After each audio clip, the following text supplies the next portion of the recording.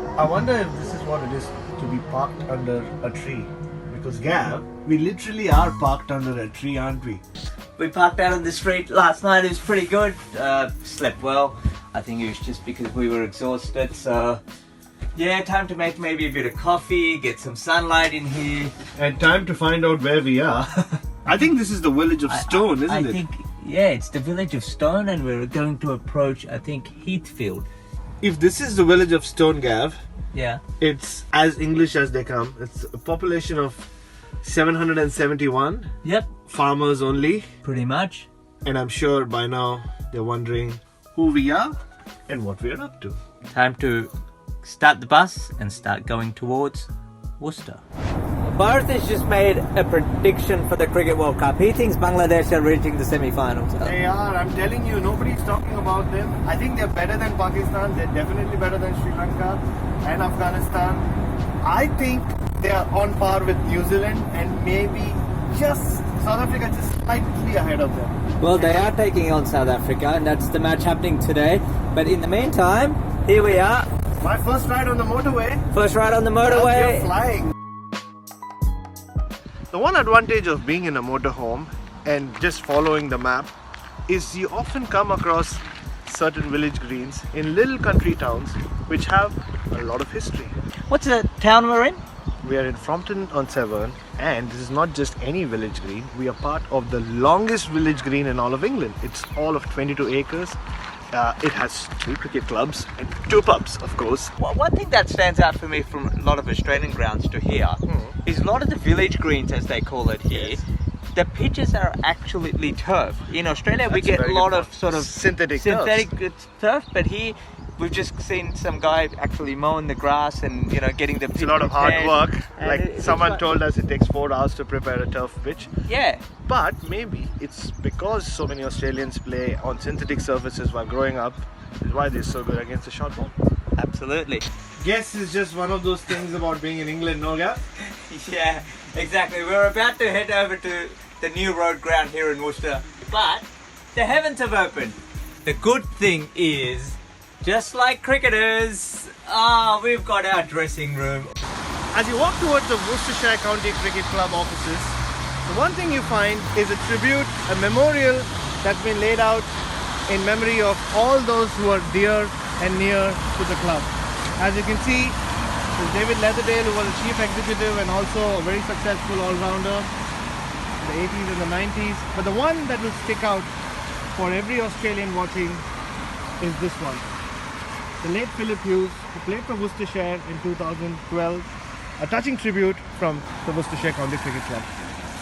Well, Bharat, this has to be one of the most spectacular cricket grounds and a must-see for every cricket tragic or just an average spectator, because look how beautiful this view is, especially with that cathedral in the background. I know, you were just telling me some time back about how lucky these girls are to be playing a match in this setting. But how lucky are we, Gav, to actually come and see New Road? And we've just heard and seen all about the history of Worcestershire and New Road itself. But in the present, and for good reason, New Road still remains one of the most beautiful and picturesque grounds in all of England.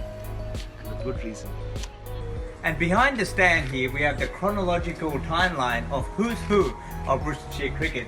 R.E. Foster, 1891, of course, he's still the only gentleman to captain the national football and cricket team.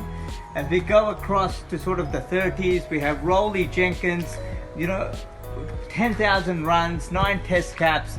But it is past the 60s, or in the 60s, that the Worcestershire Cricket Club really started to find a force.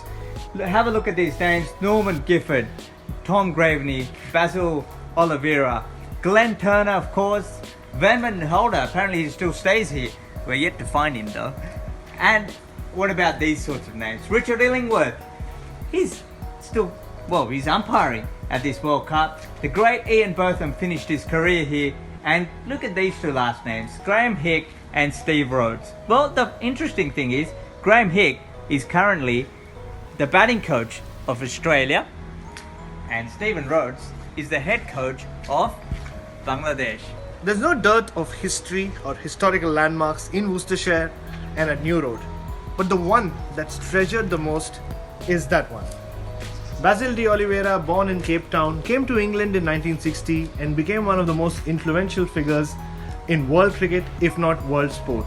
And for his contribution, he even got the keys to Worcester. And of course, don't forget, when England and South Africa play each other, they still play for the Basil de Oliveira trophy. Well, we were just about to leave Worcester, but there was one thing that we forgot to talk about that the whole world knows about Worcester. That's right, Gav. These two gentlemen here, Mr. Lee and Mr. Perrins, used to run a chemist shop in the early 1830s, and an English nobleman had come back from his travels to Bengal and asked them for a recipe for a sauce. They created a recipe, he didn't like it, they left it in the fridge, forgot about it. 18 months later, they found it, and Worcestershire sauce was born. I came here expecting to buy my own bottle of Worcestershire sauce, but it's closed.